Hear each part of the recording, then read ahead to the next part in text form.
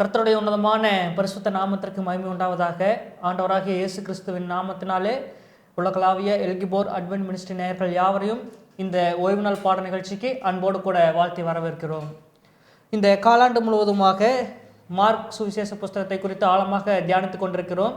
கடந்த வாரத்திலும் கூட இறுதி நாட்கள் என்னும் தலைப்பின் கீழாக ஒரு நல்ல பாடத்தை கற்றுக்கொண்டோம். அதைத் தொடர்ந்து இந்த வாரம் பாடம் 11 கைதும் விசாரணையும் என்கிற தலைப்பின் கீழாக கற்றுக்கொள்ள இருக்கிறோம். இந்த பாடத்தை நமக்கு கற்றுக் கொடுக்கத்தக்கதாக போதகர் ஆபிரகாம் அவர்கள் நம்மோடு கூட இருக்கிறார்கள். அவரையும் அன்போடு வரவேற்போம். ஸ்தோத்திரம் மாஸ்டர். ஆவியானவருடைய இடைப்படுதலுக்காக தலையில் தாழ்த்தி ஜெபிப்போம். அன்பின் நேசமிகு பிதாவே, நல்ல பாடத்தை கொடுத்தமைக்காக நன்றி தகப்பனே. இப்பொழுதும் பாடத்தை கற்றுக்கொள்ள இருக்கிறோம். பாடத்தை கற்றுக் கொடுக்கிற போதகரோடு உம்முடைய கரம் இருக்கட்டும் ராஜா. ஆம் தகப்பனே, எங்களை முழுவதுமாக பரிசுத்த ஆவியானவர் ஆட்கொள்ளுங்க. இதோ வாயிலிருந்து புறப்படுகிற வார்த்தைகள் யாவும் உம்முடைய வார்த்தைகளாக இருக்கட்டும். இந்த பாடத்தை அப்பா வாசிக்கிற ஒவ்வொரு பிள்ளைகளோடும், இதோ இந்த காணொலி வாயிலாக பார்க்கிற ஒவ்வொரு பிள்ளைகளோடும் உம்முடைய கரம் இருக்க வேண்டும்படியாகவும் ராஜா கற்றுக் கொடுக்கிற பாடத்தை அப்பா நல்ல ஆழமாக கற்றுக்கொண்டு அதன்படியாக நடக்கத்தக்கதாக என் தேவன் கிருபை செய்ய வேண்டும்படியாகவும் ஜெபிக்கிறோம். முற்றிலுமாக எங்களை தாழ்த்தி தேவன் உம்மை மகிமைப்படுத்துகிறோம். மீட்பர் இயேசு கிறிஸ்துவின் நாமத்தினாலே கேட்டு ஜெபிக்கிறோம் எங்கள் பிதாவே, ஆமென். பாஸ்டர், தொடர்ந்து பாடங்கள் அப்படியே படிச்சுக்கிட்டு வர்றோம். நல்ல நல்ல பாடங்கள் ஆண்டவர் கொடுத்துட்டு இருக்கிறாரு. இந்த வாரம் கைதும் விசாரணையும் பாடம். இந்த பாடத்திற்கான ஒரு முன்னுரை மனன வசனம் சொல்லிருங்க பாஸ்டர். கிறிஸ்துவுக்குள் பிரியமானவர்களே, இந்த நாளினுடைய பாடம் கைதும் விசாரணையும். இந்த வார்த்தைகள் இரண்டுமே ரொம்ப முக்கியமான ஒரு வார்த்தை. கிறிஸ்துவினுடைய வாழ்க்கையில் ஒரு ஒரு நெருக்கடியான அந்த ஒருவேளை கடைசி வாரங்களாய் சொல்லப்படும். இந்த நாளில் நாம் மார்க்கு புஸ்தகத்தினுடைய 14வது அதிகாரத்திலிருந்து 14 முதல் 16 வரைக்கும் இருக்கக்கூடிய அதிகாரங்களை, அந்த வாரத்தை பேஷன் வீக் என்று சொல்வார்கள். அந்த நிகழ்வுகளை பேஷன் நரேட்டிவ், பாடுகளின் விபரம் என்று சொல்லி சொல்லுவார்கள். கர்த்தராகிய இயேசு கிறிஸ்துவினுடைய அந்த கடைசி நேரங்கள், விசாரணைகள், அந்த வியாழக்கிழமை, வெள்ளிக்கிழமை, அவருடைய உயிர்த்தெழுதலின் அந்த ஞாயிறு கிழமைகளில் நடந்த நிகழ்வுகள், அதிலிருந்து நமக்கு கற்றுக் கொடுக்கக்கூடிய பாடங்கள். இந்த 14வது அதிகாரம் மார்க்கில் 5வது இடைச்சொற்கள் என்று சொல்லி ஒரு சம்பவம் ஒன்று இணைக்கப்படுகிறது. இந்த விசாரணை ஒரு பக்கம் நடந்து கொண்டிருக்க, அவருடைய ஆயத்தங்கள் நெருங்கி கொண்டிருக்க, இதுக்கு நடுவில் இடைச்சொற்கள் சம்பவங்களை காண முடிகிறது. 5வதையும் 6வதையும் இந்த நாளில் நம்ம பார்க்க இருக்கிறோம்.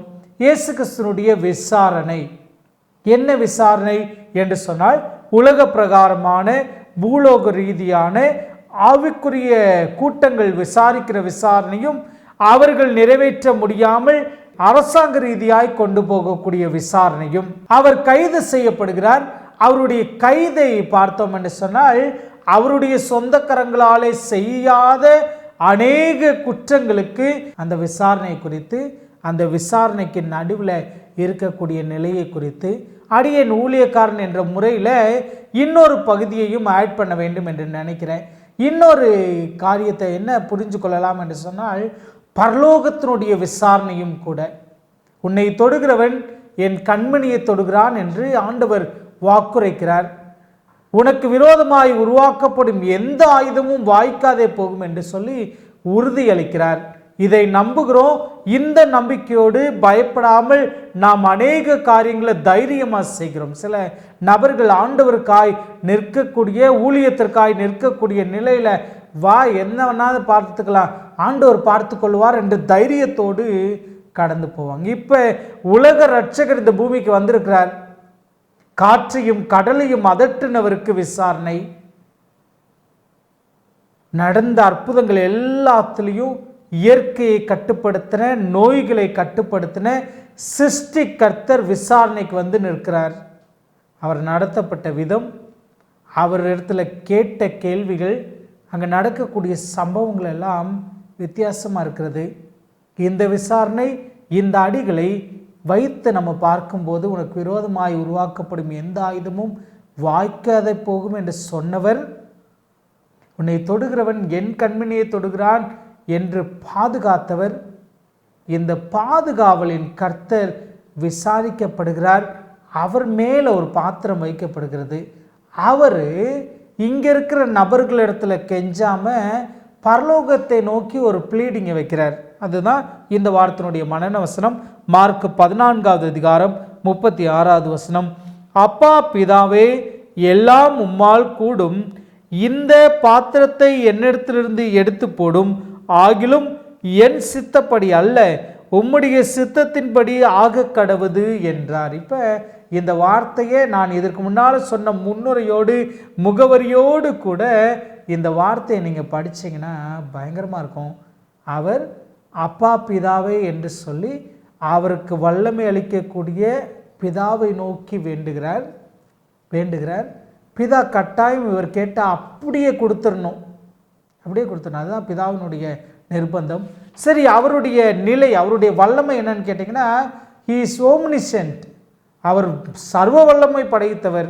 உம்மாலே எல்லாம் கூடும், எல்லாத்தையும் அவர் செய்ய முடியும். இப்போ இந்த பாத்திரம் நீங்கணும்னு ஜெபம் பண்ணுறார்.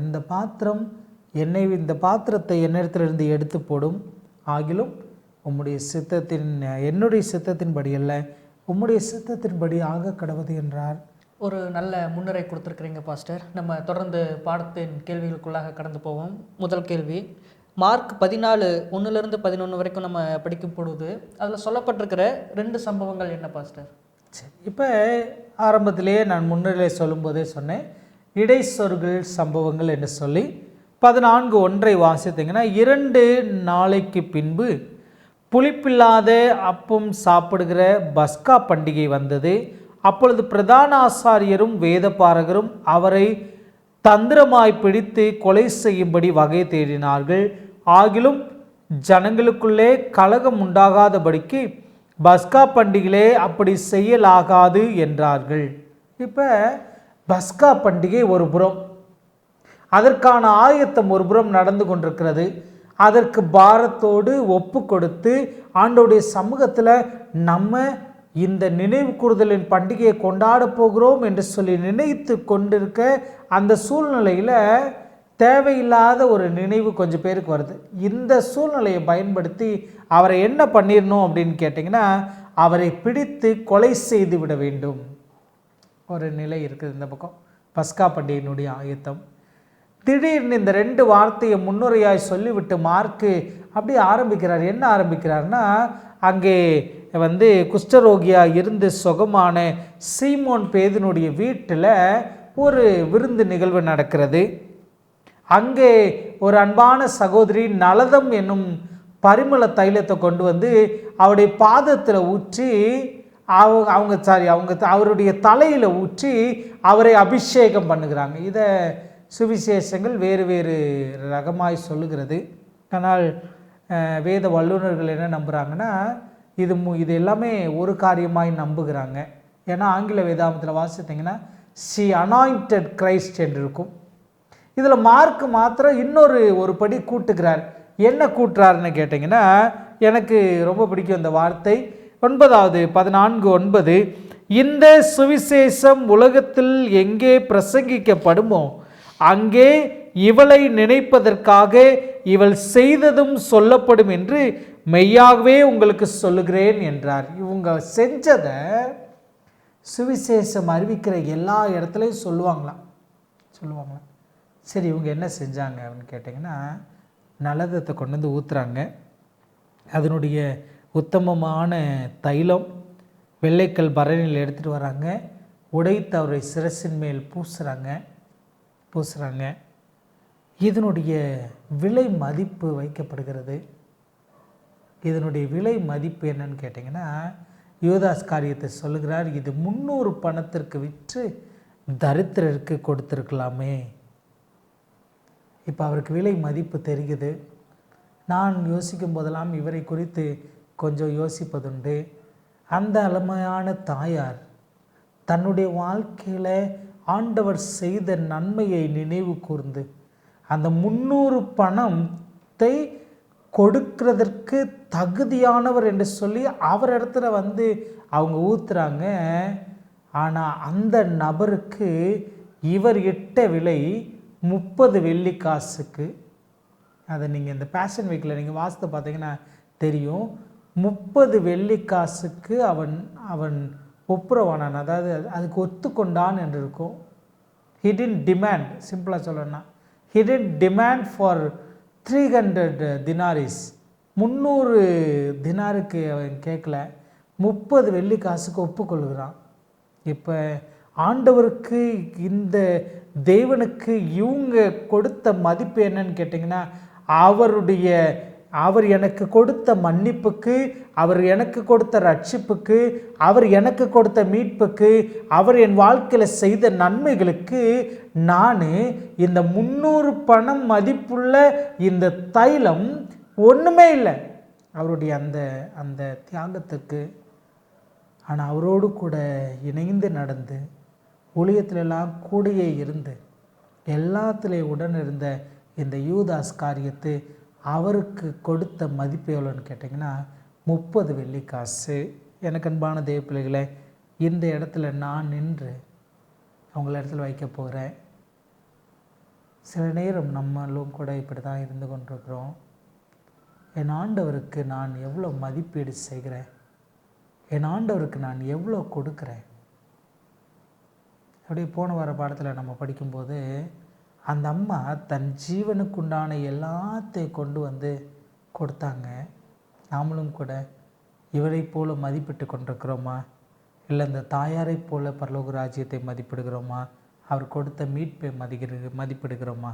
சிந்தித்து பார்ப்போம். இந்த 2 சம்பவங்களும் நமக்கு தெளிவாய் ஒரு காரியத்தை உணர்த்துக்கிறது. என்னன்னு சொன்னால், சுவிசேஷம் அறிவிக்கப்படும் போதெல்லாம் இவங்களை பற்றி ஏன் சொல்லணும்னா, அவரையும் அவர் தியாகத்தையும் அவர் செய்த அன்பையும் அவர்கள் மதிப்பிட்ட விதம் வேறு, இவன் மதிப்பிட்டது வேறு.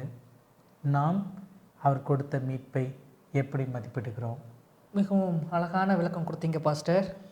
இப்போது மார்க் 14:1 புளிப்பில்லாத அப்ப பண்டிகை ஆரம்பிக்கிறதாக நம்ம படிக்கிறோம். அது கடைசி ராவிருந்து அப்படின்னு சொல்லி உலகமே எல்லாமே சொல்கிறாங்க, நம்புகிறாங்க.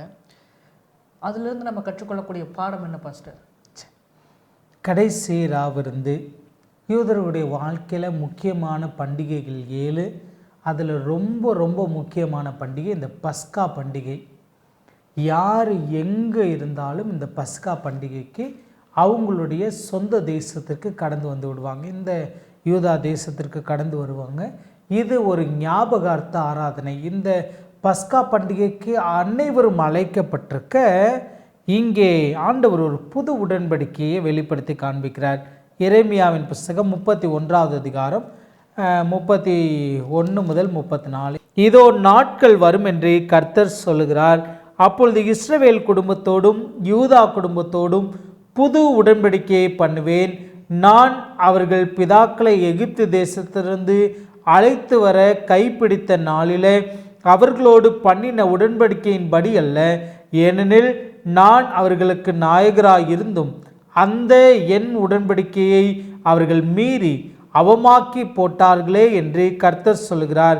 அந்த நாட்களுக்கு பிற்பாடு நான் இஸ்ரவேல் குடும்பத்தோடே பண்ண போகிற உடன்படிக்கையாவது, நான் என் நியாயப்பிரமாணத்தை அவர்கள் உள்ளத்திலே வைத்து அதை அவர்கள் இருதயத்திலே எழுதி, நான் அவர்கள் தேவனாயிருப்பேன், அவர்கள் என் ஜனமாயிருப்பார்கள் என்று கர்த்தர் சொல்கிறார். இனி ஒருவன் தன் அயலானையும் ஒருவன் தன் சகோதரனையும் நோக்கி கர்த்தரை அறிந்து கொள் என்று போதிப்பதில்லை. அவர்கள் சிறியவன் முதல் பெரியவர் மட்டும் எல்லோரும் என்னை அறிந்து கொள்வார்கள் என்று கர்த்தர் சொல்கிறார். நான் அவர்கள் அக்கிரமத்தை மன்னித்து அவர்கள் பாவங்களை இனி நினையாதிருப்பேன். இப்போ ரொம்ப அழகான ஒரு உடன்படிக்கையை எழுதுகிறார். என்ன உடன்படிக்கை என்று சொன்னால், இப்போ நினைவு கூறுதலின் பண்டிகை, நினைவு கூறுதலின் ஆராதனை, இனி உங்கள் பாவங்களை நினைக்க மாட்டேன்னு ஒரு ஒப்புரவையும் ஒரு உறுதிமொழியை கொடுக்கிறார். நான் அந்த நாட்களில் அவர்களை கைப்பிடித்து அழைத்து வந்த நாட்களில் பண்ணின உடன்படிக்கையை போல் அல்ல. இந்த உடன்படிக்கை எப்படி இருக்குதுன்னா, அவர்கள் இருதயத்தில் எழுதி அந்த கன்வின்சிங்கை நான் தருவேன்னு சொல்கிறாரு. இன்னமும் ஒருவேளை இதை நம்மளுடைய இந்த ஆராதனைகளை அப்படியே வைத்து பார்த்தோம்னு சொன்னால், இந்த திருவிருந்து ஆராதனை யாராலும் ஒமிட் பண்ண முடியாதது. இந்த திருவிருந்து ஆராதனையில் பங்கு பெறக்கூடிய பிள்ளைகள் தங்களை ஒப்பு கொடுத்து அவர் எனக்காய் சிந்தின ரத்தம், அவர் எனக்காய் கொடுத்த அவருடைய சரீரம் என்று உணர்ந்து ஒப்பு கொடுத்து சொல்லும்போதெல்லாம் சொல்லி முடிப்போம். என்னை நினைவு கூறும்படி இதை செய்யுங்கள், என்னை நினைவு கூறும்படி செய்யுங்கள். இதன் மூலமாய் கிறிஸ்துவினுடைய அன்பை நம்ம பிரஸ்தாபப்படுத்துகிறோம் என்று சொல்லி எழுதுகிறார். எனக்கு அன்பான தேவ பிள்ளைகளே, இன்றைக்கு நமக்கும் இந்த புது உடன்படிக்கையின் பிள்ளைகளாய் நமக்கு கொடுத்திருக்கிறார். ராவிருந்தின் மாத்திரமல்ல, நம்மளுடைய ஒவ்வொரு நிகழ்விலும் இருதயத்தில் எழுதுவேன் என்று சொன்னாரே, அவர் கொடுத்த கட்டளைகள், அவர் கொடுத்த நியாயங்கள், அவர் நமக்கு பாராட்டுகிற அந்த நீதி நியாயங்கள் நம்முடைய இருதயத்தில் எழுதப்பட்டிருக்கிறதா? சகரியா 13வது அதிகாரம் 7வது வசனத்தில் நம்ம வாசித்தோம் என்று சொன்னால், ஆடுகள் சிதறி போகிறதாய் நம்ம பார்க்கிறோம். இந்த ராவிருந்தினுடைய நிறைவில் ஆடுகளாய் இந்த சீஷர்கள் சிதறி போவதையும், அதில் பேதுரு ஒரு உறுதியோடு கூட உம்மோது மரித்தாலும் மரிப்பினை தவிர நான் மறுதளிக்க மாட்டேன் என்று சொல்ல, சேவல் கூவுறதுக்கு முன்னே அவன் 3 தரம் மறுதளிக்கப்படுவது முன்னறிவிக்கப்படக்கூடிய காட்சியும் நம்ம காண முடிகிறது. எனக்கு இதில் விசுவாச பிள்ளைகள் ஆகிய உங்களுக்கு ஒரு காரியத்தை நினைப்பூட்ட வேண்டும் என்று சொல்லி கூட நான் ஆசைப்படுகிறேன். இந்த 12வது வசனம் எனக்கு ரொம்ப ஒரு மாதிரி இதை படிக்கும்போது எனக்கு ஒரு ஒரு பாரத்தை ஏற்படுத்தினது. உங்களோடு கூட நான் அதை கண்டிப்பாக பகிர்ந்து கொள்ள வேண்டும். மார்க் 14வது அதிகாரம் 12வது வசனம். இந்த மனப்பாட வசனமும் இந்த வசனமும் கொஞ்சம் அப்படி ரிலேட்டடாக போகிற மாதிரி இருக்கும். கெத்செமனேயின் அனுபவம். கெத்செமனேயில் ஆண்டவர்கிட்ட கேட்குறாரு, பிதாட்ட ஆண்டவர் கேட்குறாரு, ஆகிலும் என் சித்தப்படி அல்ல உம்முடைய சித்தத்தின்படி ஆக கடவுது என்ற சித்தத்திற்கு ஒப்பு கொடுக்கிறார். இதை கற்றுக் கொடுத்த என் பிதாவின் சித்தத்தை செய்யக்கூடிய எவனோ அவன்தான் எனக்கு சகோதரனாக இருக்கிறான் என்று சொல்லியிருக்க, இந்த சீஷர்கள் அவருடைய சித்தத்தை கேட்ட ஒரே ஒரு நிகழ்வு இதுதான்.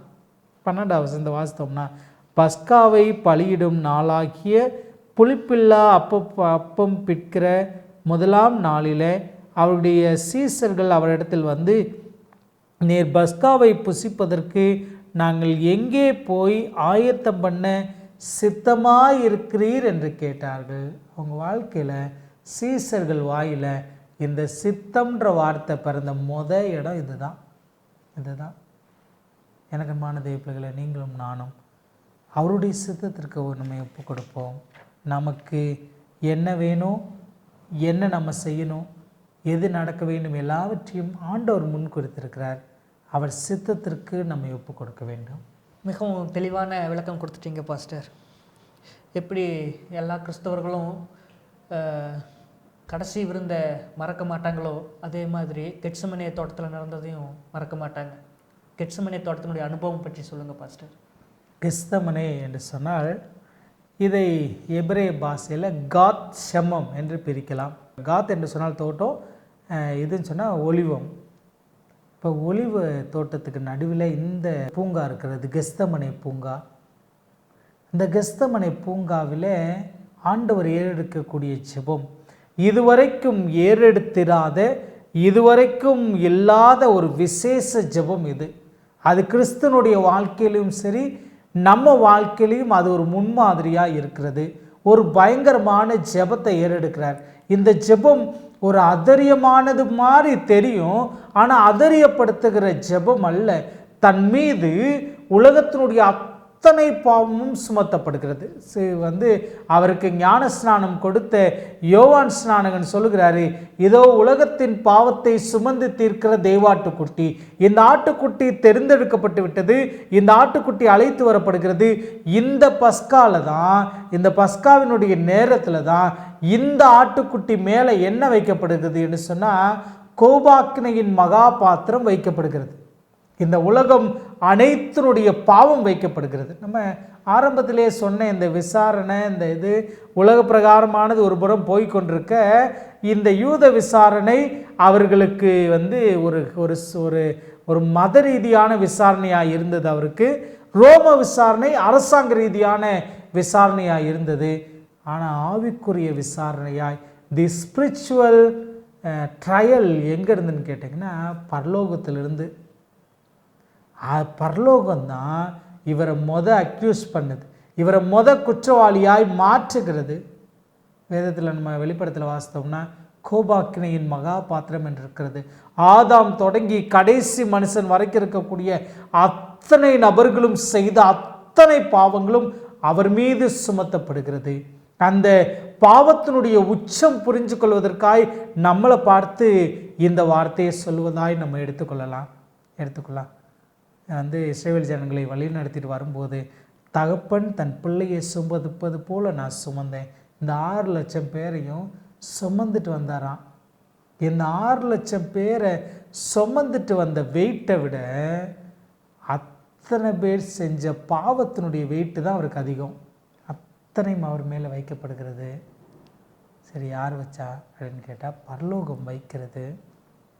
மீட்பை அருளும்படியாக மீட்பின் திட்ட பிரகாரமாய் இந்த உலகத்தின் பாவத்தை சுமந்து தீர்க்கிற தெய்வாட்டுக்குட்டி உலகத்தினுடைய அத்தனை பாவத்தையும் தான் ஏற்றுக்கொள்ள வேண்டும்.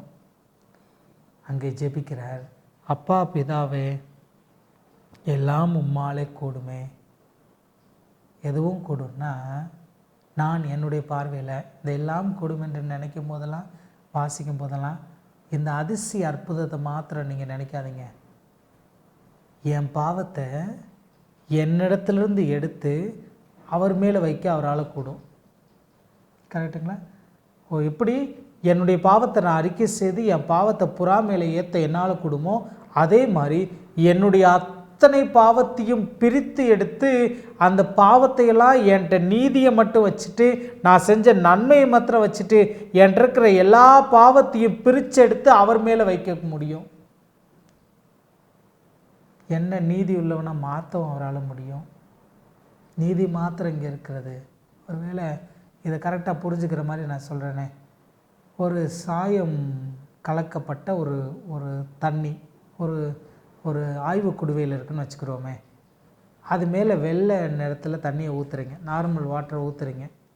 அந்த சாயம் கொஞ்சம் கொஞ்சமாக டைல்யூட் ஆகி நீங்கள் ஊற்ற ஒரு குறிப்பிட்ட நிலையில் இந்த குடுவையில் இருக்கிற தண்ணீர் அந்த சாயத்தினுடைய எல்லா நிறங்களையும் இழந்து அப்படியே ஊற்றுற தண்ணிக்கு கலருக்கு மாறிடும்ல.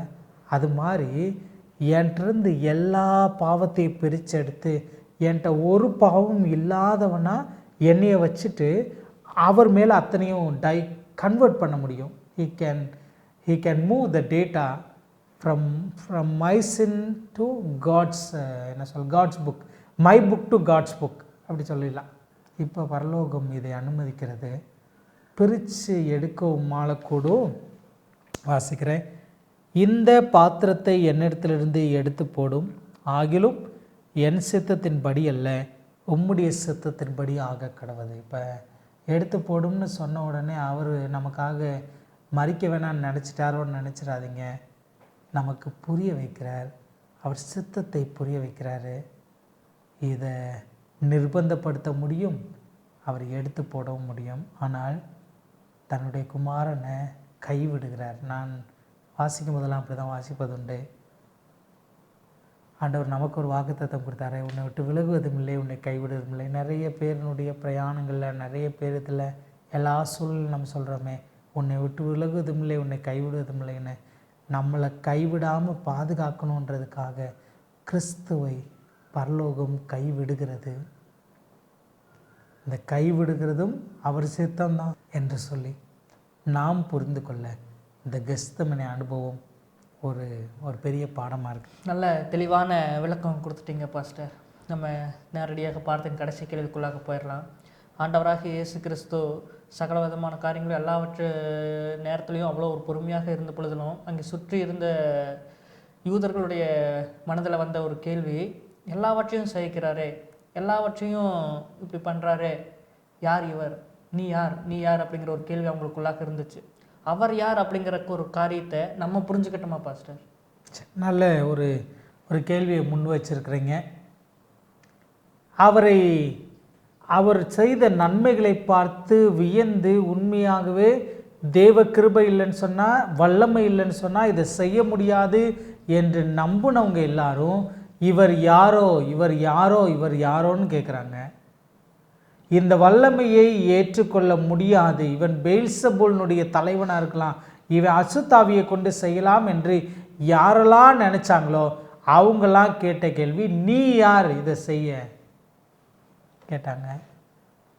இதற்கு பதில் பல வருடங்களுக்கு முன்பாக தானியேல் புஸ்தகத்தில் கொடுக்கிறார். தானியேல் 7வது அதிகாரம் 13-14 வசனங்கள். ராதர்சனத்தில் நான் பார்த்து கொண்டிருக்கையில் இதோ மனுஷகுமாரனுடைய சாயலான ஒருவர் வானத்தின் மேகங்களுடனே வந்தார். அவர் நீண்ட ஆயுசுள்ளவர். இடம் மட்டும் வந்து அவர் சமீபத்தில் கொண்டு வரப்பட்டார். சகல ஜனங்களும் ஜாதியாரும் பாஷைக்காரரும் அவரை சேவிக்கும்படி அவருக்கு கர்த்தத்துவமும் மகிமையும் ராஜரிகமும் கொடுக்கப்பட்டது. அவருடைய கர்த்தத்துவம் நித்திய கர்த்தத்துவமும் அவருடைய ராஜ்யம் அழியாததுமாய் இருந்தது. இப்போ அழகாக சூப்பராக ஒரு விளக்கம் ஒன்று முன்வைக்கப்படுகிறது. இப்போ இவர் யாருன்னு கேட்டிங்கன்னா மேகங்களை ஒரு அடையாளமாக காட்டுறாங்க. இவர் மேகங்களுடனே வந்தார். தரிசனத்தில் பார்க்குறார். இவருக்கு எப்பயுமே என்ன கூட வருவார்னா மேகங்களோடு வருவார். மேகத்தை முன் வச்சிட்டோம். 2 பாடத்துக்கு முன்னால் மேகத்தை பற்றி படித்தோம். மேகங்களோடு வருகிறாரு ஒரு பக்கம். நீண்ட ஆயுசுள்ளவருக்கு பக்கத்தில் போக முடியும். அவருக்கு நீண்ட ஆயுசுள்ளவருக்கு சமீபத்தில் கொண்டு வரப்பட்டார். சகல ஜனங்களும் ஜாதியாரும் பாஷைக்காரரும் அவரை சேவிக்கும்படி அவருக்கு கர்த்தத்துவமும் மகிமையும் ராஜரிகமும் கொடுக்கப்பட்டது. இப்போ இதை வாக்குத்தத்தமாய் ஏசாயா புஸ்தகத்தில் நம்ம வாசிக்க முடியுது. நமக்கு ஒரு பாலகன் பிறந்தார், நமக்கு ஒரு குமாரன் கொடுக்கப்பட்டார், கர்த்தத்துவம் அவர் தோளின் மேல் இருக்கும். இப்போ கர்த்தத்துவத்தோடு மகிமையோடு ராஜரீகத்தோடு வருகிறார்.